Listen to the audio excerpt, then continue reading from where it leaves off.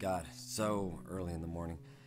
Hey guys, I kind of miss this part where I get to wake up, jump right to my laptop, and say hi to everybody. It kind of reminds me of the good old days when I didn't have money, which wasn't so long ago, and I could just show up in front of the camera and just be as real as possible. And you guys would embrace me just the same as I would you, even at your finest of times. Today's Q&A is going to be a two-part, two questions session where, I get to clump two birds with one stone. Just clump. Okay, the first part is, hey Jackson, what have you been doing all of this during your off time since that long 2 to 3 year break? Man, the one thing that I'd like to talk about is when people do ask me, and people do ask me quite often, but I don't share it as much as I used to, mainly for the idea of just contrast and somewhat staying private, reserved, not so much as mysterious, but I wanted to keep a lot of the things that I've been practicing to myself so I don't bore people with the things that I do in real life. Believe it or not, you can. At least you can end up boring yourself from time to time.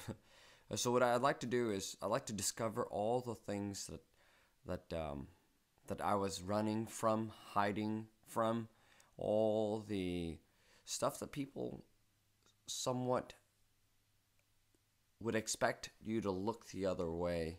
I like to confront them, and some of those exercises are quite simple. It's doing things that get people to laugh at you, just being ridiculous, just being able to accept yourself from both sides of any paradigm, completely polarizing yourself from doing things that are socially awkward, like perhaps, for instance, things such as not talking for a month. I went about 30 days without talking, and it was my somewhat a vow of silence that I had been practicing, and I've done this before. I've had moments where I've gone through it for about a day or 3 days at a time, and then I just thought, this was about 4 to 5 months ago that I decided that I was going to do it for a month. Yeah, that's and I tell you, man, people initially they could be really cruel, and it's something that you have to learn to live with. And you do it long enough, and you'll soon realize that it's not them that are laughing at you, it's you that you are laughing at. Virtually, you get to that point in understanding that when you do things of that nature, I call them fasting of any sort. Another cool thing that I did on something like no sex for 30 days. I thought that was pretty cool. No sex, no masturbation, no pornography, any of that stuff. I just thought that, hey, it's something that I wanted to do for my friends who I felt like he was somewhat addicted to the whole idea of just ejaculation, that satisfying that need of sorts. What was some of the other stuff? Let's see. I did a practice where I had to stay away from work. That was important. I'm a guy who's very passionate about just work in general.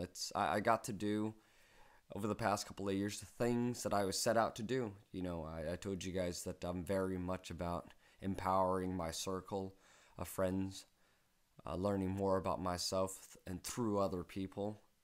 And that's what the hemp co-op's about, if you're not too familiar with that. But that's what I got to do. I took a month off of work and said, hey, take a step back, let the managers and let the people you've been working so hard at developing do you proud, hands off a little and allow your projects to grow. And sometimes that's most of the time, or if not all the time, that it's equally as important to disengage yourself as much as it is to engage yourself. Okay, a good balance of the both, or practices of both, is important. A practice of the yin and the yang, or I should say these days, just so that I could kind of refreshen in my own mind why I'm using the name Jackson Dany. Jackson really means the yin, Dany means the yang, or vice versa. Jackson means the yang, and Dany means the yin, which is the idea of contrast, that you are the embodiment of both. And that's for every one of us. We all consist of love and hate. We sometimes have only experienced one or the other, and therefore highly identify with one or the other, which renders us quite imbalanced over time. Okay, you want to do your best to identify with the multiplicities that you are, and not just identifying with one side, with what society thinks is right or wrong, but you want to be able to identify with both ends of the spectrum so that you could become holistic. Okay, that's a whole idea. Second part of the question, or I should say the second question is, hey Jackson, let's kind of summarize it. I recently,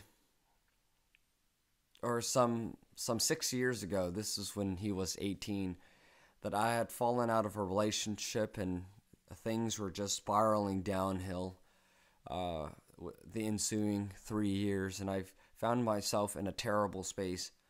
I've since gotten a lot better. I was able to heal myself through, positive thinking, even healed the disease, which was an autoimmune disease that I was undergoing at the time. Through the power of belief, I changed myself, but I still haven't recovered the magic that I once knew as a kid growing up. I was always jolly, happy, positive most of the time, and full of zest for life. How could I get some of that back? Great question. And this goes in, and I like to just show people that the yin and the yang, or the Jackson and the Dany, in all things, really, you can use it to solve every single emotional problem, mathematical problem, technological problem, societal problems. The best of the best technology could be understood through the ideas of the Jackson and the Dany, the yin and the yang, the idea of polarity, relativity, contrast, contrarian type of thinking, mentality, psychology, philosophy, your physiology, through your my discovery or rediscovery of how we could improve our eyesight, how we could vocally tune ourselves, enhance ourselves through the ideas of polarity, the yin and the yang, reaching that optimum or that opposite stage so that you could gain, your optimal point of reference. If that's even the right thing to say. But yeah, so the question goes back to, how can I rediscover, how could I get back to that mode? In order for you to see yourself floating to the destination you desire, you first have to unhinge yourself from this current attitude. Alright? A lot of people believe that they are either one or the other. Like, for instance, you say that you felt a lot of joy as a kid growing up, and you want to get back to that. That's who you are, and you're not really this person you are now. That's to me is a flawed way of thinking from a perspective of a person who's looking to be holistic. If you're looking to understand and the patterns of the universe, and you feel as though you're only a few pieces of the puzzle away from discovering that holistic or discovering universal patterns and truth, you have to maintain the idea of relativity, that your subjective experience is only one half of the story, or assuming your subjective experience doesn't, encapsulate the holistic perspective on life. you must not run from all of these feelings, that which you are feeling now. You must identify with it as though you are one and the same with it. Just realize that even though you haven't had a lot of experience of sadness, sorrows, feelings of that nature, that doesn't mean that it isn't already a part of you. It isn't a part of your genetic heritage, meaning your family from previous generations has already felt that. When they have already felt that, it's in your bloodline. Even though it's dormant in there, we essentially consist of everything. If we aren't experiencing it, or we haven't experienced it enough in this lifetime, doesn't mean that it isn't in you in a dormant kind of fashion. And that's why Russell Walters said, nothing is everything, and everything is nothing. Okay? So in yourself, in that which you believe that you haven't experienced any of that feelings in the past, doesn't mean that it isn't inside of you. So what you want to do is start identifying with that which you are feeling now. Be one with it. Embrace it, like how we're embracing a lot of notions and ideas that we haven't embraced in the past. Back in the days, it wasn't normal to embrace black culture. Over time, through experience of struggles, we began to embrace races of all colors. Not necessarily everyone, but I say that as a general idea from the general population or subculture or whatnot. In today's culture and society, it's a lot easier to embrace races of different colors, different backgrounds, different attitudes, different personalities. So imagine a time when we weren't really embracing that. So if we had been stuck in that society of the past, then we'd say, you know what, let's go back to racism because we aren't all about unity. No, it's not that. In hindsight, 10 years from now, the person that had asked the question, you're going to look back and say, that was foolish of me. That was naive of me to think that I was only the kid who had felt love and that's all I identified with, and I wanted to go back and into feeling those moments and completely avoid and not acknowledge that I am a person who's going through, bad things, feelings of sorrows and sadness equally as much as I am inevitably going to experience love, together, unity, and things of that nature. I'm sorry, I was kind of cut off by a little doorbell downstairs, but going back to that, brother, you gotta love yourself, man. You got to love you at the deepest and darkest moments of your life. You gotta embrace it. You have to laugh at yourself, even if you got stuff. Those are some of the things that builds great character in you. The more you gracefully endure the pains that you are going through now, as opposed to looking to run from them, the faster you're able to unhinge yourself from that situation, okay, and allow it to pass through you. And that's the whole idea of embracing the yin and the yang of nature equally, indiscriminately, impartially. Right? I'm looking to get you to that state. And that's the whole idea. You have to really embrace all of that which that's going on now as though it's equally the same as the good times. Embrace the bad as the same as the good. Do that long enough.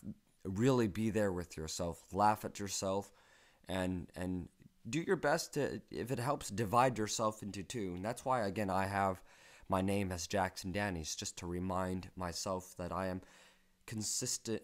I consist of more than one personalities,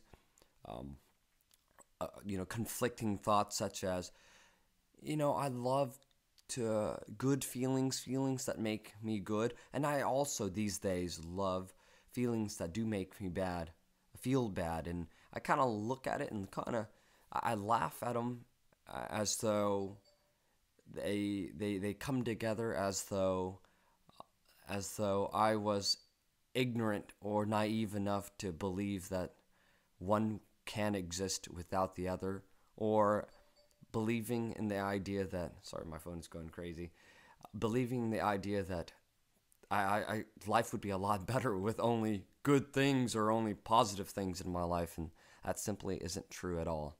I'm not one of those guys who look to heal the world and say we should only have positive things in our lives. Nah.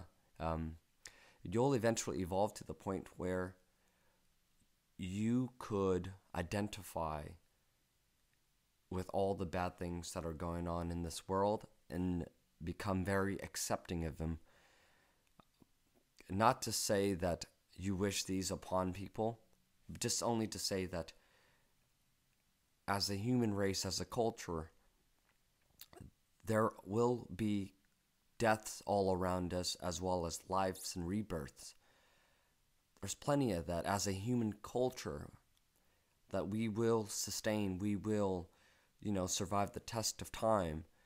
There will be plenty of bad things that this country, this world, this human race, as a society, as a culture, will have to endure, and we will continue to endure all those bad times as they are here as a reflection of all the good times we've experienced. Okay? I'd like to end on this whole idea that you can't take a step right without creating left. Okay? It's as simple as that. So I hope that helps you. Do not run from your problems. Do not, curse them. I mean, you know the idea that if you're going to hide from something, it's only going to surface in a larger, greater, crazier form that'll haunt you and bring you down in many other ways than one. Okay? So do your best, laugh at it, and I wish you the best of luck. Take care.